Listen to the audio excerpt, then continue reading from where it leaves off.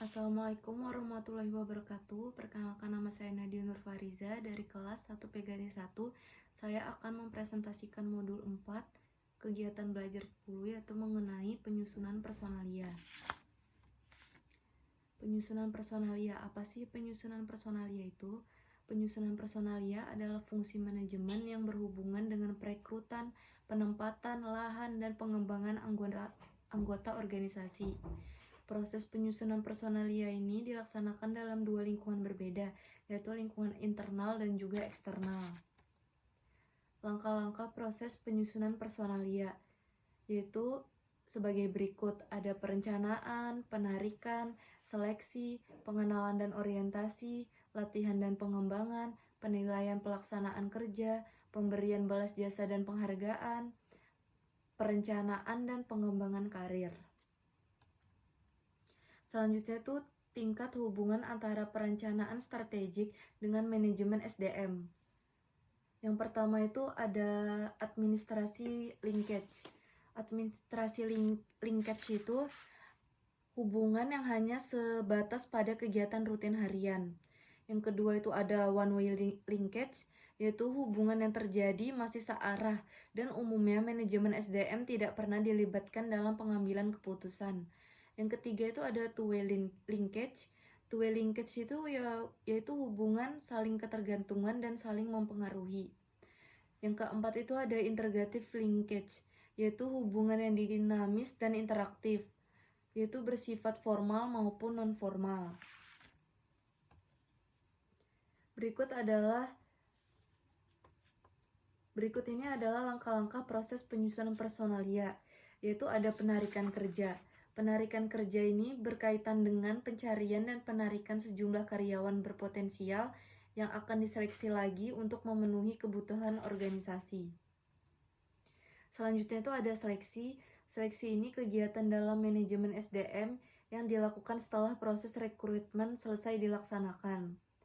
Prosedur seleksi ini meliputi wawancara pendahuluan, pengumpulan data pribadi, pengujian, wawancara yang lebih mendalam, pemeriksaan referensi prestasi, pemeriksaan kesehatan, keputusan pribadi, dan juga orientasi jabatan. Selanjutnya ada pengenalan dan orientasi. Dalam pengenalan dan orientasi ini, yaitu terdapat pemberian informasi mengenai kebijakan personalia, prosedur kerja, gambaran dan sifat organisasi, dan juga manfaat yang diperoleh karyawan. Selanjutnya itu latihan dan pengembangan. Tujuan dari latihan dan pengembangan ini adalah untuk memperbaiki efektivitas kerja karyawan dalam mencapai hasil-hasil kerja yang telah ditetapkan. Metode latihan dan pengembangan ini terbagi menjadi dua, yaitu on the job dan off the job. On the job itu jenis metode pelatihan karyawan yang praktiknya dilaksanakan tanpa mengabaikan pekerjaan operasional masing-masing karyawan di tempat kerja. Metode ini biasanya diterapkan pada karyawan-karyawan baru. Umumnya, satu karyawan itu mempunyai satu mentor senior yang memberikan pengarahan seputar pekerjaan operasional. Yang kedua itu off the job. Off the job itu training berorientasi pada konsep pelatihan yang dilangsungkan di luar kantor selama training berjalan. Tujuannya itu adalah untuk menciptakan lingkungan pelatihan yang lebih kondusif. Selanjutnya itu ada pemberian balas jasa atau kompensasi. Kompensasi itu adalah pemberian kepada karyawan dengan pembayaran finansial sebagai balas jasa untuk pekerjaan yang telah dilaksanakan dan sebagai motivator untuk melaksanakan kegiatan di waktu yang akan datang. Contoh dari kompensasi ini adalah penerimaan berupa fisik maupun non-fisik yang dihitung dan diberikan kepada seseorang. Misalnya itu berupa gaji, tunjangan anak istri, THR, dan juga tunjangan intensif. Selanjutnya itu ada perencanaan dan pengembangan karir. Perencanaan dan pengembangan karir ini mencakup promosi, demosi, penugasan kembali, pemecatan, dan juga pensiun. Promosi itu kenaikan jabatan dan tanggung jawab yang lebih besar kepada seorang pegawai dengan disertai kenaikan balas jasa dengan tujuan memotivasi karyawan agar mampu meningkatkan prestasinya. Contohnya itu seorang manajer pemasaran menjadi kepala cabang di sebuah bank karena ia telah berhasil meraih target penjualan selama 3 tahun berturut-turut. Demosi. Demosi itu penurunan jabatan karena seseorang tersebut tidak mampu memikul tugas dan tanggung jawab yang dibebankan kepadanya tanpa mengurangi balas jasa yang pernah diterimanya. Contoh dari demosi sendiri ini adalah seorang ketua divisi dalam sebuah perusahaan sangat tidak memuaskan atau tidak memiliki jiwa kepemimpinan yang baik, sehingga ia didemosi dan ia turun dari jabatannya dan menjadi karyawan biasa di dalam divisi tersebut. Selanjutnya itu ada organisasi. Pengertian organisasi ini adalah sebuah wadah untuk sekumpulan orang yang bekerja sama secara rasional serta sistematis yang terpimpin atau terkendali untuk mencapai tujuan tertentu, memanfaatkan sumber daya yang ada di dalamnya. Unsur-unsur organisasi ini yaitu terdapat anggota organisasi, kerjasama, tujuan organisasi, lingkungan, peralatan, dan juga komunikasi. Ciri-ciri organisasi ini yang pertama itu memiliki anggota atau sekelompok orang di dalamnya.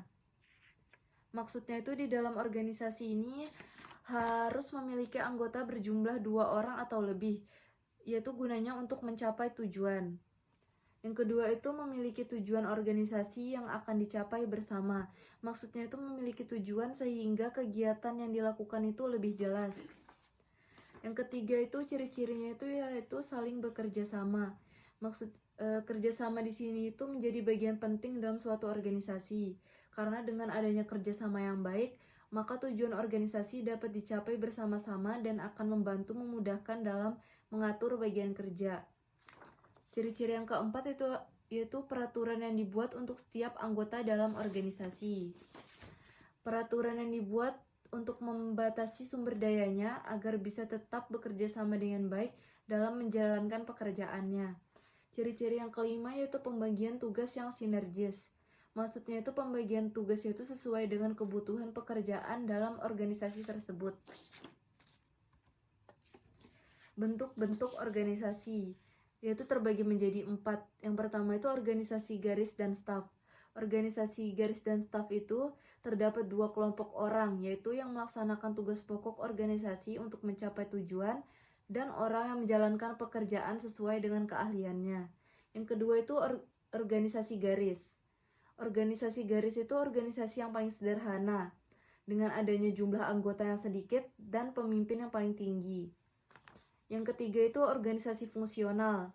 Organisasi fungsional itu pembagian tugasnya itu diberikan kepada petingginya, jadi anggotanya itu tinggal menerima instruksi.